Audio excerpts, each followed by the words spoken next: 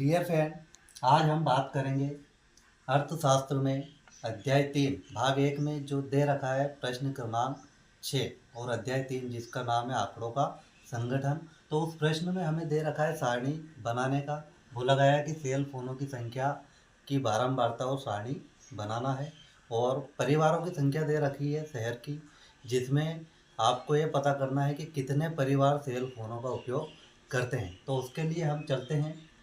यहाँ पर हमने हल दे रखा है प्रश्न क्रमांक 6 का और इसमें लिख रखा है कि सेल फोनों की संख्या की बारंबारता सारणी। चूँकि हमें प्रश्न में यही पूछा गया है कि हमें बारंबारता सारणी बनाना है, तो ये सारणी हमने बनाई है और एक साइड लिखा है हमने सेल फोनों की संख्या और क्वेश्चन में दे रखा है चर जो ये हमें संख्या दे रखी है और इधर की साइड जाएंगे तो हमें मिलेगा मिलान रेखा है और लास्ट में उधर दे रखा है बारंबारता। अब हमें पता करना है जो संख्याएं प्रश्न में दे रखी है सबसे ज़्यादा अधिक संख्या कौन सी हो और जीरो से हम स्टार्ट करते हैं और कितनी बार आती है। तो ये जीरो संख्या यहाँ पर दे रखी है सेल फोनों की संख्या में। तो ये संख्या जब हमने प्रश्न में देखा तो ये सिर्फ जीरो जो दे रखा है वो एक बार दे रखा है। अब मिलान चिन्ह में हम देखेंगे कि जीरो जब एक बार दे रखा है तो बारंबारता एक है, मतलब हम मिलान चिन्ह में एक रेखा धन बनाएंगे। और दूसरे में एक दे रखा है तो हमने प्रश्न में देखा संख्याओं में कि एक कितनी बार हुआ है और उसकी हमने गिनती की, काउंटिंग की, तो आया 7 बार। गिनती करने पर हमें 7 बार आया, तो बारंबारता में हम लिखेंगे 7 बार और मिलान चिन्ह भी हम बनाएंगे 7। तो उसके लिए हम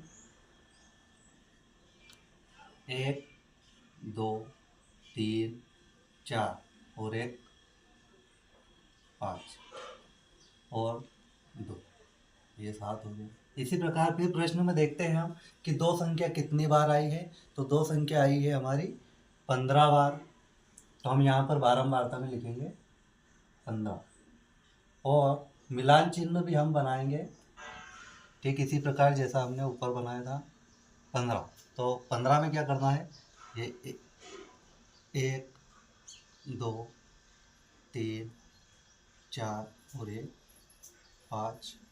ठीक इसी प्रकार 1 2 3 4 5 1 2 3 4। तो ये हमारा मिलान चिन्ह बन गया। इसी प्रकार तीसरा जो देखेंगे हम तो वो आता है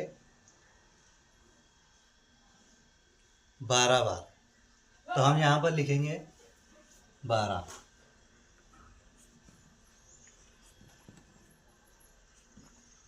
और 12 में हम ऐसा ही करेंगे जैसा हमने ऊपर किया 1 2 3 4 और ये 5 हो जाता है। ये इसी प्रकार 1 2 3 4 और ये 5 और दो संख्या हम यहाँ पर होते हैं, तो ये हो जाता है 12। फिर हम देखते हैं चार संख्या प्रश्न में कितनी बार आई है। तो हम देखेंगे उसमें 5 बार आई है हमारी चार संख्या, तो यहाँ पर हम 5 लिखते हैं। बारंबारता में इसलिए हम लिखते हैं ताकि हमें मिलान चिन्ह बनाने में कोई गलती ना हो, तो हम बारंबारता में देखकर ही मिलान चिन्ह बना देंगे। तो हम यहाँ पर देखकर बनाएंगे मिलान चिन्ह।